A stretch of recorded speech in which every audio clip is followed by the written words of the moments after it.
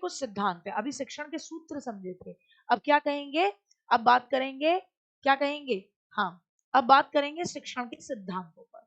ठीक, तो शिक्षण के सिद्धांतों में पहला सिद्धांत है विशेष उद्देश्य का निर्धारण। भैया टीचर को जब कुछ पढ़ाना होता है तो कोई विशेष उद्देश्य होता है। जैसे ये टीचिंग वाला टॉपिक मुझे पढ़ाना है, तो मेरा विशेष उद्देश्य ये है कि बच्चा समझ सके कि टीचिंग कितना नोबल प्रोफेशन है, कि टीचिंग के लिए अध्यापक को कितनी शिक्षण विधियों का और मनोविज्ञान का ज्ञान होना चाहिए। प्रिंसी गुप्ता हैप्पी बर्थडे बेटा जी, ठीक है, बहुत बहुत हैप्पी बर्थडे। देखो बाप, हाँ देखो प्रिया कह रही है आपसे ही बात करते थे ना, तभी टारगेट एस्टेट की आईडी से जानती थी मैं।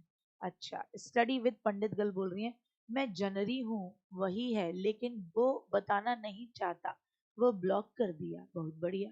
अच्छा, कुमार पूछ रही है एग्जाम कहाँ होगा, बेटा डाउट ग्रुप पे पूछ लेना, ठीक है, अच्छी बातें लिखा करो, फालतू बातें नहीं। आ जाओ, तो शिक्षण की थ्योरीज है बेटा। तो सबसे पहले तो आपको कोई विशेष उद्देश्य बनाना पड़ेगा, है ना। विशेष उद्देश्य क्या, हाँ ये मौके देते हैं ना ये हंसने के थोड़े से बीच में। तो विशेष उद्देश्य का मतलब है कि जो भी हम पढ़ा रहे हैं वो क्यों पढ़ा रहे हैं, उसके पीछे का कोई स्पेसिफिक एम बनाना होता है। फिर आप योजना बनाते हो कि ठीक ठीक ठीक, अब मैं इस टॉपिक को ऐसे पढ़ाऊंगा, मैं इस वाले मेथड का यूज करूंगा, फिर मैं क्षेत्र भ्रमण के लिए अपने बच्चों को लेके जाऊंगी, फिर क्वेश्चन आंसर उनको एक प्रश्नावली दूंगी जिसे वो भरेंगे, तो पता लगेगा क्या सीख क्या है क्या नहीं। इसी के अंदर एक और सिद्धांत आता है मोटिवेशन का सिद्धांत, कि जितना हो सके अपने बच्चे को मोटिवेट कीजिए ताकि वो सीखने में इंटरेस्ट ले। तो टीचिंग में इन सिद्धांतों का उपयोग करना होता है। और रुचि का सिद्धांत, वो चीजें इस्तेमाल कीजिए पढ़ाने में जो बच्चे के इंटरेस्ट जोन में आती हैं। तो रुचि का सिद्धांत, तत्परता का सिद्धांत, कि बच्चे को तत्पर बनाइए, कि बच्चा सीखने के लिए तत्पर हो।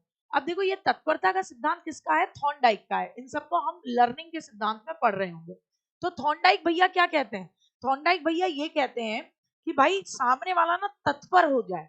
मतलब आप घोड़े को कहाँ ले जा सकते हो, आप घोड़े को ले जा सकते हो पानी पीने के लिए तालाब तक, लेकिन उसे पानी पीने के लिए विवश नहीं कर सकते। तो बच्चा क्या करता है, स्कूल तो आ जाता है, माँ बाप धकेल के भेज देते हैं, चल स्कूल जा, यहाँ क्या कर रहा। अब बच्चा स्कूल तो चला गया लेकिन पढ़ ही नहीं रहा, उसके दिमाग में अलग ही चल रहा है। दो दोस्त आपस में कह रहे हैं जैसे यहाँ पे, है ना, आ तो गए लेकिन आपस में बात कर रहे हैं कि हाँ वो बताना, वो अच्छा अच्छा तुम ही हो, हाँ वो वाली आईडी वाली भी मैं ही हूँ, तुम बताओ तुम कैसी हो। तो ये तत्परता का सिद्धांत, आपको क्या करना है, अपने बच्चों को रेडी करना है कि वो सीखने के लिए रेडी हो। लेकिन ऐसे भी बच्चे मिलेंगे जो सीखने के लिए रेडी नहीं होंगे, तो परेशान मत होना। अभ्यास का सिद्धांत, जितना हो सके उतना प्रैक्टिस कराओगे तो चीजें बच्चे के दिमाग में बैठ जाएंगी। ये अभ्यास का सिद्धांत भी थॉर्नडाइक का है। पुनर्बलन का सिद्धांत, पुनर्बलन का सिद्धांत अगर आए तो ये क्लार्क हल का सिद्धांत है, याद रखना किसका, क्लार्क हल। लेकिन अपने सिद्धांत में पुनर्बलन को इंपॉर्टेंस देने वाले कौन है, तो वो स्किनर है। क्रियाशीलता का सिद्धांत, कि बच्चा एक्टिव रहेगा तो ज्यादा अच्छा सीखेगा, इनएक्टिव होगा तो सीखेगा नहीं। क्रमबद्धता का सिद्धांत, की चीजें सीक्वेंस में करानी होंगी, जब सीक्वेंस में कराओगे तो चीजें बच्चे के आसानी से दिमाग में आएंगी। जैसे सबसे पहले आप प्रस्तावना प्रश्न कराते हो, जिसमें बच्चे की प्रीवियस नॉलेज के साथ आप क्या करते हो, अभी जो टॉपिक होता है उसको इंट्रोड्यूस करते हो, फिर आप टॉपिक इंट्रोड्यूस करते हो, उद्देश्य कथन, फिर आप एक्सप्लेनेशन करते हो, फिर आप बच्चों से प्रश्न पूछते हो, फिर फीडबैक प्राप्त करते हो। तो फीडबैक कैसा होना चाहिए, तो फीडबैक सामयिक, टाइमली और विशिष्ट होना चाहिए। मतलब आप बच्चे को फीडबैक दे रहे हो, आप बच्चे से आपने 3-4 प्रश्न पूछे, अब बच्चे ने जवाब दिया, तो अब आप उसको फीडबैक, प्रतिपुष्टि दे रहे हो कि भाई तेरा कितना सही है कितना नहीं है। तो ये जो फीडबैक होना चाहिए वो विशेष होना चाहिए, ऐसे नहीं है कि खुल के कह दें बाकी आप सब लोग अच्छा कर रहे हो, थोड़ा सा अपनी अपनी इन चीजों में सुधार करो, नहीं, कि भाई तुम सुनो ब्यूटी सिंह राजपूत, तुम्हारे को फोकस करना है अपनी पढ़ाई पर, ये पे तुम्हारी गड़बड़ी है कि तुम क्या है ज्यादा देर फोकस नहीं कर पाती हो, ठीक है साहब। फिर पकड़ा हे पार्थ, तो हे पार्थ को पकड़ के कहा कि भाई देखो रीड के क्वेश्चन आंसर की क्लास कल हो गई थी, ये कंटेंट की क्लास है, तो बेटा तुम अवेयर ज्यादा रहा करो क्लास में। तो विशेष, हर बच्चा क्योंकि विशेष है, हर बच्चे की कोई अपनी कमियां है, कोई अपना प्लस पॉइंट है, तो आपको क्या करना है, विशेष होना चाहिए फीडबैक, और सामयिक उसी समय दो, ये नहीं कि मैं बाद में बोलूंगी, कि ठीक है मैं 1 घंटे बाद बोलूंगी कि ब्यूटी सिंह राजपूत तुम्हारे लिए ये सूचना है मेरी तरफ से फीडबैक, कि हे पार्थ तुम्हारे लिए मेरे लिए ये वाला मामला है, तो ये नहीं होना चाहिए। और फिर बच्चा जो भी अच्छा कर रहा है तो रीइंफोर्समेंट दो, गलत अब प्रक्रिया कर रहा है तो आप उसको नेगेटिव रीइंफोर्समेंट देते हो, और फिर अंत में री एक्सप्लेन करो, रिकैप्चुलेशन यानी सारांश, पूरा का पूरा रिवाइज कराओ। ठीक है, बाल केंद्रितता का सिद्धांत कि बच्चे पे सेंटर्ड कैसा पढ़ाना है आपको, चाइल्ड सेंट्रिक वे में पढ़ाना है, कैसा पढ़ाना है, चाइल्ड सेंट्रिक। तो टीचिंग के प्रकार कैसे हैं, तो भैया देखो, एक तो होता है एक तंत्रात्मक या निरंकुशवादी टीचर, इसमें टीचर ही सर्वे सर्वा है। आपने कहा सर वो मे आई गो टू, अबे गो टू क्या होता है, गो टू है पूरे दिन भर go to water, go to toilet, go to फलाना, गो टू ढिकाना, बैठ जाओ। बच्चे कह रहा सर बहुत जोर किया रही है, सर जाने दो जाने दो जाने दो, यूं हो गया बिल्कुल टेढ़ा, सर जाने दो। यहाँ पे टीचर सर्वे सर्वा बोल ही नहीं सकता, बच्चा पूछना चाह रहा सर वो पिछली वाली यूनिट में ये वाली बात मुझे समझ में, अब तुमको समझ में नहीं आती है, हाँ पढ़ोगे तभी तो समझ में आएगी, हाँ बतिया रहे थे, go to toilet go to water कर रहे थे। तो ये क्या है, टीचर सर्वे सर्वा है, बच्चा निष्क्रिय, टीचर जो पढ़ा रहा है बालक वो पढ़ रहा है, और बच्चे को आजादी नहीं है कि प्रश्न भी पूछ पाए। टीचर से बच्चा टॉपिक से रिलेटेड प्रश्न नहीं पूछ सकता कि सर ये वाला टॉपिक मुझे आया नहीं, और तुम देखो तुम्हें कितनी आजादी है, तुम कुछ भी लिखते रहते हो कि आ जाओ हम दोस्ती कर लें, पकड़ के बैठ जाओ। देखो अनिल ने लिखा है यहाँ पे, हाँ प्रिया गई क्या, फ्यूचर टीचर लिख रही हैं, जाने दो मैडम जी जाने दो जाने दो। तो तुम देखो तुम कितना स्वतंत्र प्रजातांत्रिक क्लास में पढ़ रहे हो, और हो टीचर एकदम निरंकुश ऑटोक्रेटिक एक तंत्रात्मक, मुंह से आवाज भी नहीं निकलेगी, एकदम मुंह बंद हो जाएगा, निष्क्रिय जाओ। हस्तक्षेप विदाउट इंटरफेरेंस, विदाउट इंटरफेरेंस का मतलब क्या है गुड्डा, तो विदाउट इंटरफेरेंस का मतलब है बच्चा सर्वे सर्वा, जैसे तुम हो यूट्यूब पे पढ़ रहे हो विदाउट इंटरफेरेंस, अपने सर्वे सर्वा, डिस्टेंस लर्निंग कर रहे हो, यूट्यूब पे पढ़ रहे हो आराम से, तो तुम्हें कि पानी पीने जाना है आराम से जाओ, क्या पूछोगे कि ma'am go to drinking water, अरे तुम फोन लेके किचन में चले जाओ, पराठा खाओ, पराठा बनाओ, झाड़ू लगाओ, पोंछा लगाओ, कान में लीड लगाओ। अब बहुत इंपॉर्टेंट है, इससे संबंधित प्रश्न बनते हैं, कल भी मैंने आपको एक प्रश्न बताया था, और यहाँ जो क्वेश्चन आएंगे वो ऐसे क्वेश्चन आएंगे कि ब्लूम के कॉग्निटिव यानी संज्ञानात्मक विकास के क्षेत्र में से ये जो प्रश्न है वो किसका आकलन करता है, ज्ञान का, समझ का, प्रयोग का, विश्लेषण, संश्लेषण, मूल्यांकन। तो अब बड़ा मामला बैठेगा बच्चे के लिए उस चीज को समझना। तो आते हैं, तो B S Bloom, Benjamin Bloom साहब 1956 में इन्होंने शैक्षिक उद्देश्यों का वर्गीकरण किया कि पढ़ाना क्यों है, उसके उद्देश्य को क्लासिफाई किया जाए। ठीक है, उसके उद्देश्य को क्लासिफाई किया जाए, नहीं बेटा कोई दूर नहीं जाता, घर के पड़ोस में सेंटर जाता है, अरे राजस्थान के अंदर सेंटर जाएगा, बाकी राजस्थान में तुम जो जिला भरोगे वो मिलेगा। तो उन्होंने 3 उद्देश्यों पर बात की, इन्होंने किताब लिखी क्लासिफिकेशन ऑफ एजुकेशनल पर्पस, कि एजुकेशनल पर्पस क्या है, शैक्षिक उद्देश्य क्या है, जिसे आप ब्लूम की टैक्सोनॉमी भी बोलते हो, क्या बोलते हो, टैक्सोनॉमी।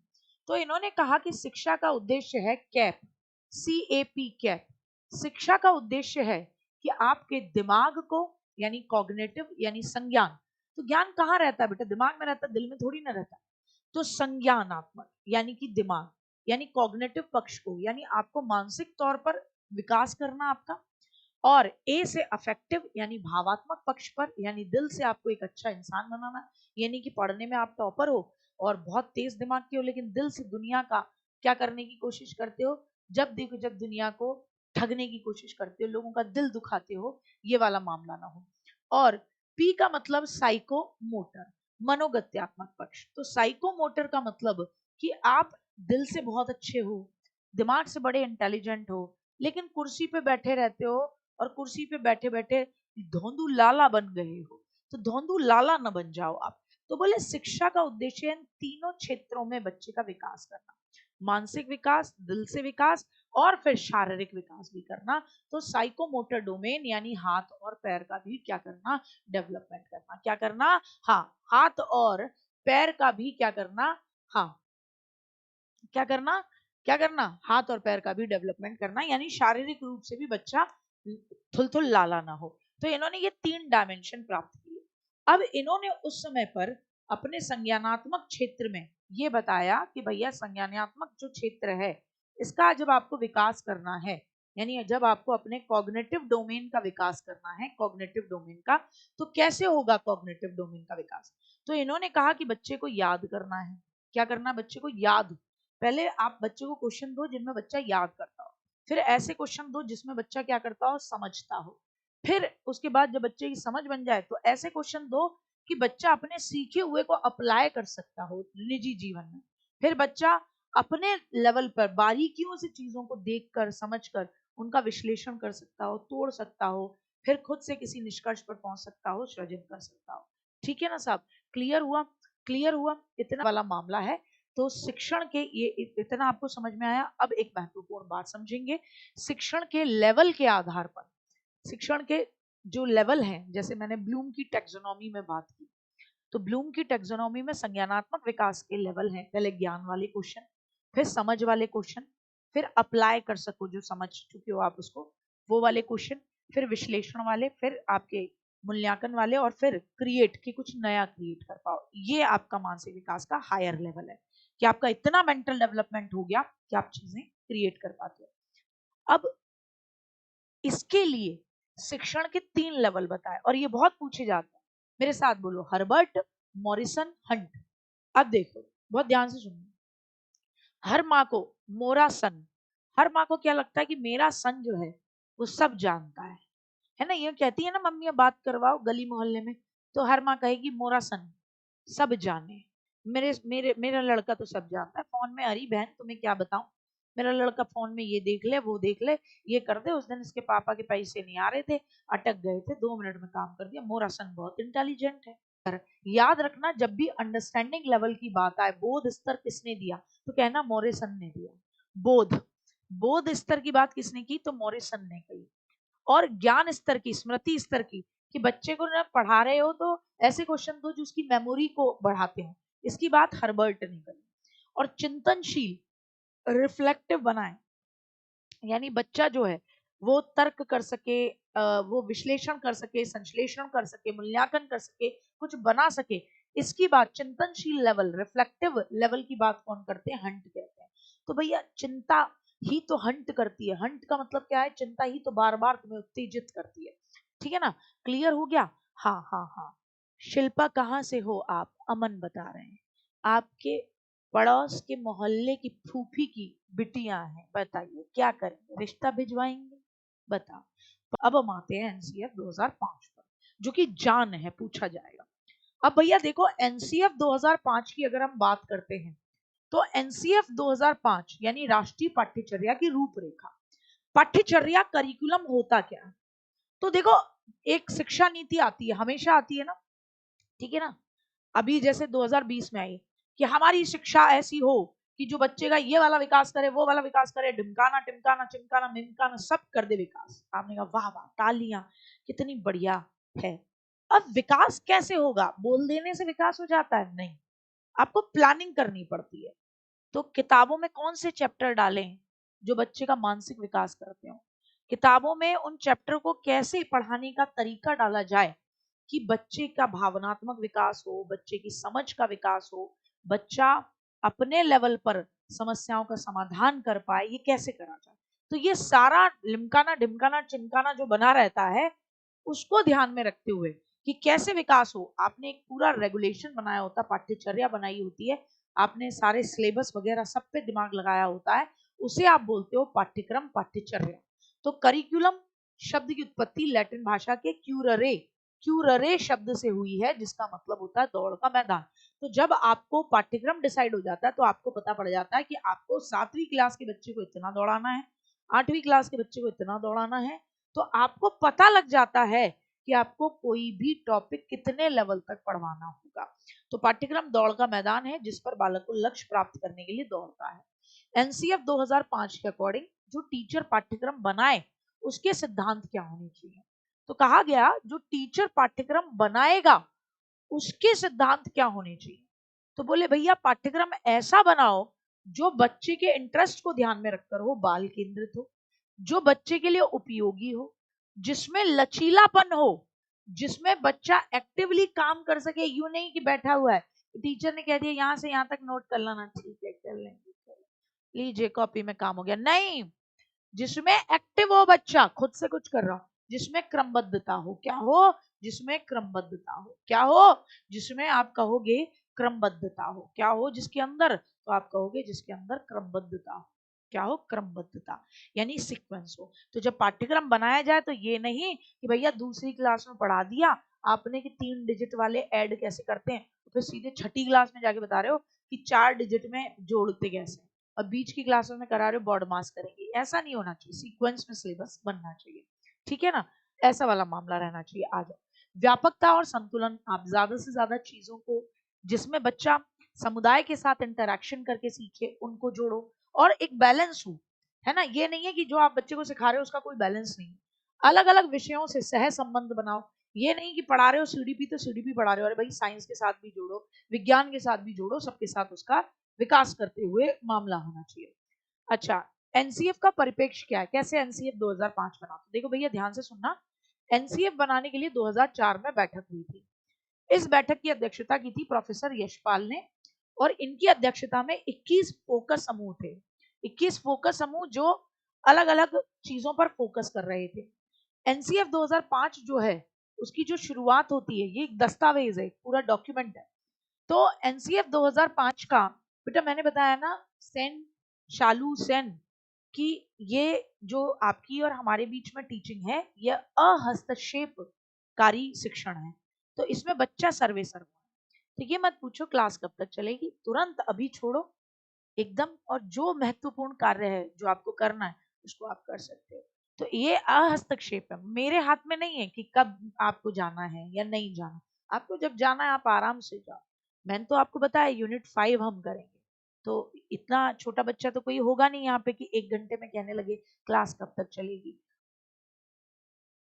इसकी शुरुआत रविन्द्रनाथ टैगोर जी के एक निबंध है, याद रखना ये प्रश्न पूछा गया है, रविन्द्रनाथ टैगोर जी का एक निबंध है, ठीक है ना, क्या निबंध है, एक गजब का निबंध है, सभ्यता और प्रगति।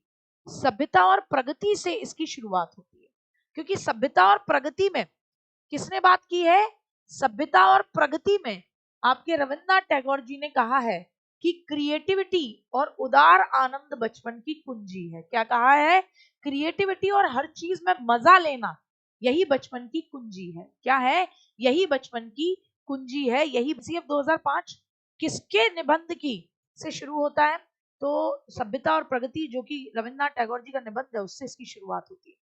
अच्छा, और आगे क्या कहता है, किंतु नासमझ बड़े लोग इसकी विकृति का खतरा बने हुए हैं। प्रोफेसर यशपाल समिति ने बिना बोझ की शिक्षा, लर्निंग विदाउट बर्डन या एजुकेशन विदाउट बर्डन की बात कही थी। एनसीएफ 2005 शिक्षा का नवीनतम दस्तावेज माना जाएगा, नवीनतम तो नहीं, अब आप कहोगे नवीन दस्तावेज, क्योंकि इसके बाद एनसीएफ, आपको बता दूं, एनसीएफ एफएस आया हुआ है 2022 का, फाउंडेशनल स्टेज का, और एनसीएफ फॉर स्कूल एजुकेशन भी आया हुआ है 2023 का। तो अब ये नवीनतम नहीं रह गया है, नवीन दस्तावेज है जिसमें सपनों के भारत को धरातल पर लाने की बात कही गई है, ठीक है। एनसीएफ 2005 8वीं अनुसूची की तमाम 22 भाषाओं में आपको मिलता है, अनुवादित है। एनसीएफ के गाइडिंग प्रिंसिपल है 5, बहुत इंपॉर्टेंट है, मोस्ट इंपॉर्टेंट, इनसे क्वेश्चन बनता ही बनता है। क्या है, एनसीएफ 2005 कहता है कि ज्ञान को स्कूल के बाहरी जीवन से जोड़ो, बच्चे की प्रैक्टिकल लाइफ से ज्ञान को जोड़ो, पढ़ाई को रटने की प्रणाली से मुक्त करो, और पाठ्यचर्या किताब केंद्रित न रह जाए।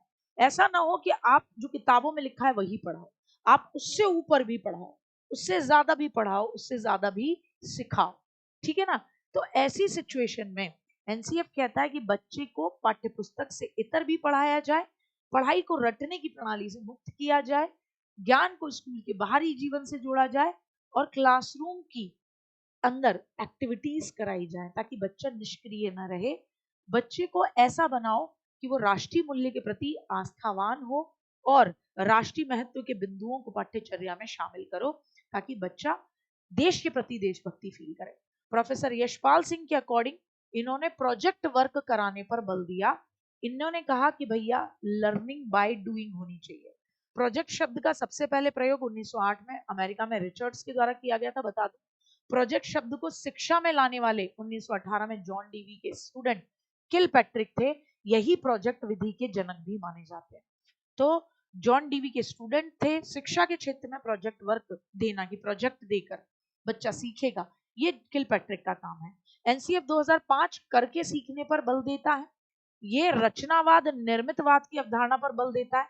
रचनावाद या निर्मितवाद क्या है? बच्चा अपने, आपने बच्चे को कोई प्रोजेक्ट दे दिया, अब बच्चा अपनी समझ से उस प्रोजेक्ट पर काम करेगा, उसको सीखेगा, अपने तरीके से उस पर अपने ज्ञान का निर्माण करेगा। तो बच्चा अपने ज्ञान का निर्माण, बच्चा अपने ज्ञान का निर्माण खुद करता है, ये है रचनावाद। निर्माण क्या करता है? तो आप कहोगे खुद करता है।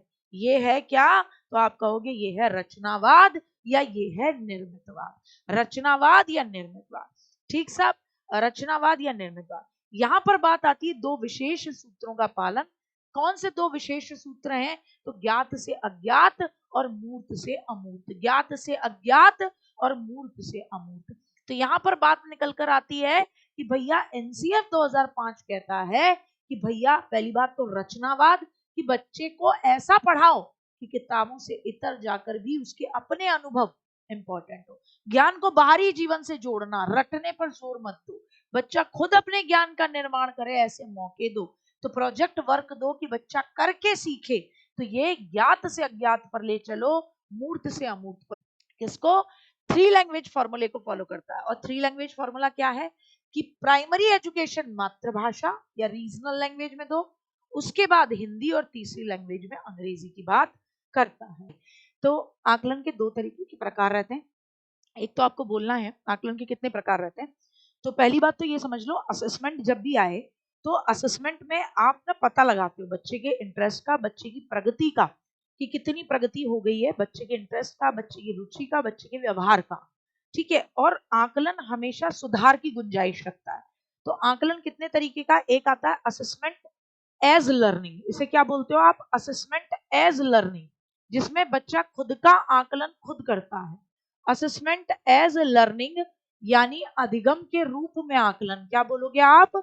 अधिगम के रूप में आकलन बोलोगे। अधिगम के रूप में आकलन बोलोगे आप, यानी आप बोलोगे असेसमेंट एज लर्निंग। तो स्वयं का आकलन करता है बच्चा खुद, कि मेरे को कितना आता है। तो बच्चा क्लास अध्यापन के माध्यम से खुद के कार्य का मूल्यांकन करता है। तो टीचर करवाता है कि बेटा ये देखो, ये मैंने कराया और तुम बताओ तुमने कितना कर लिया। तो बच्चा सेल्फ असेसमेंट करता है। तो याद रखना, स्वमूल्यांकन, असेसमेंट एज लर्निंग स्वमूल्यांकन कहलाता है। फिर जब आपके दोस्त आपका मूल्यांकन करे, जैसे आपने एग्जाम्पल आपने प्रोजेक्ट बनाया। अब प्रोजेक्ट बनाया तो सबने छोटा छोटा काम किया। अब भाई टीचर ने कहा कि हाँ भैया ग्रुप एबीसीडी आ जाओ, आया ग्रुप एबीसीडी। अब कहा कि हाँ भाई बताओ आपने कैसे कैसे करा, कैसे नहीं। बोले मैम हम सब ने है ना, ये पूजा ने किया, तुलसी ने किया, पंकज ने किया, रॉकेट गर्ल ने किया, हम सब ने किया। लेकिन मैम ये स्मार्ट क्वीन जो है ना, इसने हमारी कोई हेल्प नहीं कराई थी। ये बेशक ग्रुप में थी लेकिन हमारे फोन भी नहीं उठाती थी, और इसने हमारे को कोई भी हेल्प नहीं कराई मैम, लिखाया भी नहीं। तो मैम ने पता पड़ा स्मार्ट क्वीन के अंडा दे दिया, बाकी सबको नंबर दे दिए।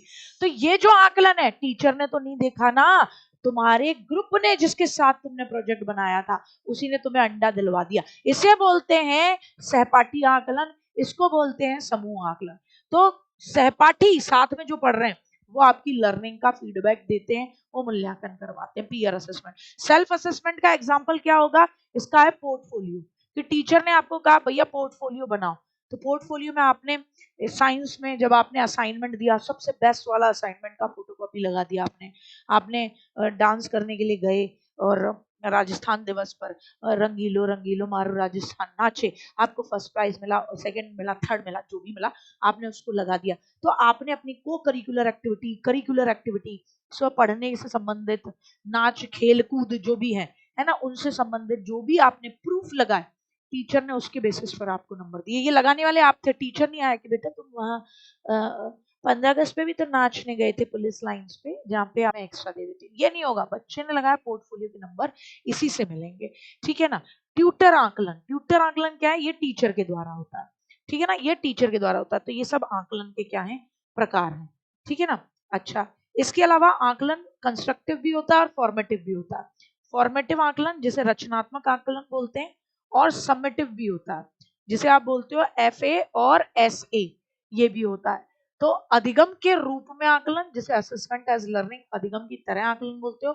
बच्चा खुद करता है, सीखने की प्रक्रिया में स्वयं करता है, तो बच्चा स्वतंत्र है, खुद से बच्चा अपना आकलन करेगा, तो इससे बच्चे की मेटाकॉग्निशन कौशल विकसित होगा।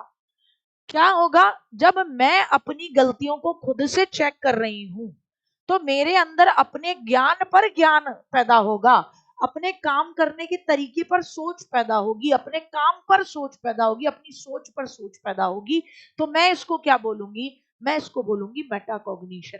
कि जब तुम अपनी क्लास लो और उसके बाद अब क्वेश्चन आंसर करो और कहो कि यार हमारा 5th यूनिट में से क्वेश्चन जो है कम बने क्योंकि हमने फोकस करके क्लास नहीं ली। तो अपने काम पर सोचना, अपनी सोच पर सोचना कि यार मैं उस समय क्या कर रहा था। हाँ, जब गार्गी मैम ये वाली बात बता रही थी कि भैया असेसमेंट एज लर्निंग यानी सेल्फ असेसमेंट होता है और बच्चा स्वतंत्र रूप से अपना असेसमेंट करता है, इससे बच्चे के अंदर मेटाकॉग्निशन पैदा होता है, परासंज्ञान अधिसंज्ञान।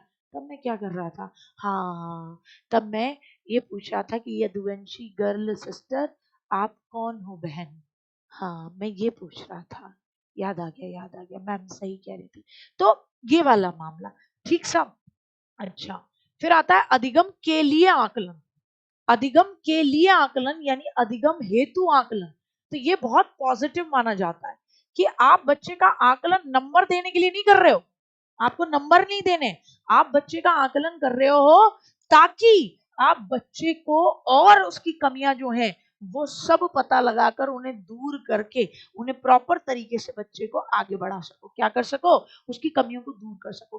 तो अधिगम के लिए आकलन ये पॉजिटिव है। असेसमेंट फॉर लर्निंग किस लिए हो रहा है, फॉर लर्निंग, लर्निंग के लिए हो रहा है। तो इसमें पहले तो आप डायग्नोस्टिक कठिनाइयों का पता लगाते हो, फिर उसके बाद आप रचनात्मक आकलन करते हो, कठिनाइयों का पता लगाते हो, फिर पेन पेपर टेस्ट नहीं कराते हो। बच्चों को कहते हैं अच्छा ये टॉपिक तुम्हें समझ में आया, यस मैम समझ में आया, चलो इस पे महाराणा प्रताप बनो, तुम बनोगे बाबर, और अब तुम सॉरी तुम बनोगे क्या बोलते हैं ये अकबर। अब इस पर मामला चल रहा है, इस पर रोल प्ले कर रहे हैं, एक महाराणा प्रताप का कर रहा है, एक अकबर का कर रहा है, ठीक है ना। महाराणा प्रताप के जीवन की कठिनाइयों को शो किया जा रहा है, उधर अकबर ये बार बार विनती कर रहा है कि भाई आ जा, एक बार मुझसे हाथ मिला दो। महाराणा प्रताप कहने पर यहाँ से बट ये वाला मामला। तो ये क्या है, कंसेप्ट की समझ बनाना। तो केवल पेन पेपर में जरूरी नहीं हर बच्चा अच्छा हो, कोई बच्चा हो सकता है महाराणा प्रताप के कैरेक्टर को इतना जीवंत कर दे कि तुम्हें लगे वाह वाह वाह राणा, तुमने कितने कष्ट झेले मातृभूमि की स्वतंत्रता के लिए। तो कुल मिलाकर रचनात्मक आकलन फॉर्मेटिव असेसमेंट भी असेसमेंट फॉर लर्निंग में आता है। बच्चों की सक्रिय भागीदारिता आप इसमें लेकर आते हो, इसमें बच्चों को कहते हो पोर्टफोलियो बनाओ, इसमें बच्चों को कहते हो कार्य प्रगति पत्रक बनाओ। तो टीचर अवलोकन भी करता है, टीचर बच्चों की बातचीत डिबेट परिचर्चा, ठीक है ना, क्या कराता है टीचर, परिचर्चा करवाता है, टीचर बच्चों का वाद विवाद करवाता है, वाद विवाद, टीचर बच्चों के डिबेट करवाता है और इन सब से आगे बढ़वाता है बच्चों को। इसके अगले चरण के लिए अंक, चुनौतियों की पहचान, क्षमता पर जोर, बच्चों को फीडबैक दिया जाता है, गलतियां सुधारी जाती हैं। तो असेसमेंट एज अ लर्निंग यानी नंबर दे दिए जाते हैं, बच्चे की गलतियां देखी जाती हैं, गलतियां सुधारी जाती हैं और बच्चे का द बेस्ट निकलवाया जाता है, ठीक है। बच्चों को सही तरीके से गाइडेंस और समायोजन एडजस्टमेंट करने में मदद करता है। फिर आता है असेसमेंट ऑफ लर्निंग, अधिगम का आकलन, सबसे बेकार, सबसे बेकार। ये आप यूनिट के एंड में लेते हो, ठीक है, इसमें ग्रेड देते हो या नंबर देते हो, ग्रेड दे दो या क्या दे दो, नंबर दे देते हो। इसमें बच्चे की कितनी उपलब्धि है वो देखते हो, फिर उसको मम्मी पापा बच्चे को उसके पेरेंट्स को सबको बता देते हो कि देखिए आपके बच्चे के ना 10 में से 5 ही नंबर आ रहे हैं, भाई साहब हम तो बहुत पढ़ा रहे हैं। तो वो अधिगम का आकलन है, आप देख रहे हो कितना सीखा है। अब मापन और मूल्यांकन में अंतर, मापन संकुचित है, नंबर देखता है, मूल्यांकन व्यापक है, गुण भी देखता है। यह मात्रात्मक है, यह मात्रात्मक गुणात्मक पहले, मूल्यांकन से पहले मापन होगा, नंबर मिलेंगे, फिर आप उन नंबर की वैल्यू मूल्य आंकोगे कि यार 70 वाला क्या, 70 वाला टॉपर क्लास का। तो मापन के बाद होता है, यह निर्धारित समय पर होता है, मूल्यांकन लगातार चलता रहता है, याद रखना। अब मूल्यांकन के उद्देश्य, ज्यादा देर क्लास नहीं है, आधा घंटा और रुकिए, उसके बाद यूनिट नेक्स्ट संडे ही क्यों, लगातार मैं आपके बीच बीच में क्लासेस 2-2 ढाई-ढाई 3-3 घंटे की लाती रहूंगी ताकि आप ज्यादा से ज्यादा चीजों को सीखते चलें। और ये कंटेंट आपको किसी भी हालत में, यकीन मानिए, ये कंटेंट आपको किसी भी हालत में नहीं मिलेगा। अगर आप ई बुक में ढूंढना चाहोगे नहीं मिलेगा, क्योंकि अप्रोच अलग है। इसीलिए मैं कह रही हूँ 25 तारीख से क्लासेस को कंटिन्यूएशन में देखें। तो मूल्यांकन के उद्देश्य क्या है? तो देखिए, मूल्यांकन के उद्देश्य हैं, ये शिक्षा के विस्तृत उद्देश्यों को स्पष्ट करता है। आप मूल्यांकन कर रहे हो तो आप कॉग्निटिव क्षेत्र का, अफेक्टिव क्षेत्र का, साइकोमोटर डोमेन का, सभी का मूल्यांकन करोगे। ये पाठ्यक्रम और विषय वस्तु में परिमार्जन कर उसमें सुधार लाता है। कंटेंट में सुधार करोगे, अपने पढ़ाने के तरीके में सुधार करोगे, शिक्षण विधियों में सुधार करके और इफेक्टिव बनाओगे। अब वैज्ञानिक ढंग से शैक्षिक उद्देश्यों, पाठ्यक्रम, क्लास, टीचिंग की पद्धतियों को शामिल करोगे। इस तरीके की शिक्षण प्रक्रिया की परस्पर स्तर पर जांच भी करता है। तो मूल्यांकन वैल्यू आंकता है आपके पढ़ाने की, आपके बच्चे की पढ़े की, और कमियों को ढूंढ के उनको दूर करता है। वो मूल्यांकन में संभव है। इसके माध्यम से दो या अनेक विद्यालयों के कार्यक्रमों की तुलना कर सकते हो। मूल्यांकन न केवल बालक का अध्ययन करता है बल्कि टीचर का भी करता है। टीचर भी देखता है कि मैं अपनी क्लास को कहां तक प्रभावशाली बना सकता हूँ, कितना दक्ष हूँ, और अपने बच्चों को कैसे मोटिवेट कर सकता हूँ। तो मूल्यांकन बहुत काम की चीज है। आदर्श मूल्यांकन परीक्षण में कुछ विशेषताएं होती हैं। तो पहली विशेषता होती है, देख लें आप लोग, कि भैया जो आप मूल्यांकन कर रहे हो ना बच्चे का, वो वस्तुनिष्ठ हो। यानी जो आपकी परीक्षा हो ना, उसके उत्तर, परीक्षा के उत्तर कैसे होने चाहिए? सब्जेक्टिव नहीं, ऑब्जेक्टिव। परीक्षा के उत्तर क्या हो? ऑब्जेक्टिव हो, यानी निश्चित होने चाहिए। तो आपका मूल्यांकन भी निश्चित हो, निश्चित हो। मूल्यांकन कैसा होना चाहिए? ऐसे नहीं कि तुमने बच्चे को दे दिया कि ऐसे लिखो। अब बच्चे ने ऐसे लिखा, हो सकता है वो मुझे ऐसे अच्छा लगा तो मैं उसमें 5 में से 5 दे दूं। हो सकता है वो ऐसे शीतल मैम को अच्छा ना लगे, वो 3 नंबर दे। हो सकता है उस ऐसे पे, और आपके अंकित भैया आपको कहते हैं कि अरे गुड़िया मैं तो 5 में से 6 नंबर दे देता, इतना अच्छा लिखा है तुमने। तो वस्तुनिष्ठ होना चाहिए, ताकि जो उत्तर हो वो फिक्स्ड हो, और फिक्स्ड उत्तर होगा तो हमारी अपनी चॉइसेस का असर नहीं पड़ेगा। ठीक है ना? विश्वसनीयता, यानी जो उत्तर निकले, परिणाम निकले, आपके मूल्यांकन का परिणाम कैसा हो? निष्पक्ष हो, निष्पक्ष, उस पर विश्वास किया जा सके। ये नहीं कि गार्गी मैम ने अपने प्रिय बच्चों को, जिन्होंने कहा कि रोटी खा लो मैम, भोले दीक्षित और अन्य जो कि आलू का पराठा लेके आते हैं मैम के लिए, उनके लिए पेपर टिपा दिया। वैधता, ये बहुत इंपॉर्टेंट है। वैधता, कि जिस उद्देश्य की पूर्ति के लिए मैंने मूल्यांकन किया था, जिस उद्देश्य की, जिस उद्देश्य की पूर्ति के लिए, जिस उद्देश्य की पूर्ति के लिए मूल्यांकन किया था, जिस उद्देश्य की पूर्ति के लिए मूल्यांकन किया था, मूल्यांकन किया था, उसी उद्देश्य की पूर्ति करता हो। क्या करता हो? उसी उद्देश्य की पूर्ति करता हो। व्यापकता, हर चैप्टर शामिल करो आप उसमें से, हर चैप्टर शामिल, ऐसा मूल्यांकन करो। ये नहीं कि 2 ही चैप्टरों से लिए लिए। स्पष्टता, क्वेश्चन क्लियर हो, पूछ क्या रहे हो, पता ही नहीं पड़ रहा बच्चे को कि क्या पूछ लिया ना। आप क्लास में कैटेगरी बना सकते हो, श्रेणी विभाजन कर सकते हो, वर्गीकरण कर सकते हो। बच्चे मोटिवेट भी होंगे, हालांकि डिमोटिवेट भी होंगे, लेकिन बच्चे मोटिवेट भी होंगे, देखो ये कर गया मैं भी करूंगा। इससे आप व्यक्तिगत कमियां पता लगा सकते हो कि भैया इतने से नीचे आने वाले, इनकी ये दिक्कत है, इनको रेमेडियल क्लास देंगे। तो व्यक्तिगत शिक्षण में मदद करता है, शैक्षिक निर्देशन प्राप्त करने में मदद। अब व्यक्तिगत शिक्षण देंगे तो आपको इंडिविजुअली आपको गाइड कर पाएगा टीचर, आपकी कमियों का निदान करेगा, उपचार देगा। अध्यापक के कार्यों का, आप खुद ने, आपने किस तरीके का पढ़ाया वो भी आप चेक कर पाओगे। तो याद रखना, ये बहुत पूछता है। उपलब्धि परीक्षण 2 तरीके के, प्रमापीकृत और अप्रमापीकृत। अप्रमापीकृत, अनस्टैंडर्ड, नॉन स्टैंडर्ड, जो टीचर खुद बनाता है, निबंध, ऑब्जेक्टिव, सब्जेक्टिव, आपके डायग्नोस्टिक टेस्ट, निदानात्मक परीक्षण, ये सब अप्रमापीकृत है, टीचर अपनी मर्जी से बना रहा है उनको। उपलब्धि परीक्षण के स्टेप्स क्या है? पहले परीक्षण का एक योजना बनाई जाती है, फिर टीचर पेपर तैयार करता है, फिर पेपर का प्रकाशन करता है। क्या करता है? प्रकाशन, उसको बच्चों को देता है, फिर उसके नंबर चेक करता है, अंकन करता है, और फिर मूल्यांकन करता है किसकी कितनी उपलब्धि हुई, किसको कहाँ रख सकता हूँ। ठीक है ना? तो आप बच्चे की प्रश्नावली में कई सारे प्रश्न पूछो, पता लगेगा व्यवहार। साक्ष्य, इंटरव्यू लो बच्चे का। आप समाज मिति, समाज मिति मतलब समाज में उसकी हैसियत पता लगाओ, समाज में हैसियत, इससे भी आप बच्चे के व्यवहार का पता लगा सकते हो कि कैसा है, नहीं बढ़िया है, ये गाली गलौज देता नहीं देता। क्यूमुलेटिव रिकॉर्ड, कि स्पोर्ट्स में कितना अच्छा है, क्लासरूम में कैसा बिहेवियर है, उसके केस स्टडी, रेट स्केल, आप उसको ऑब्जर्व कर रहे हो, पड़ताल सूची, ये सब बच्चे के व्यवहार का पता लगाते हैं। इसीलिए इन्हें गुणात्मक परीक्षण बोलते हैं। और गुणात्मक परीक्षण के टूल कौन से हैं?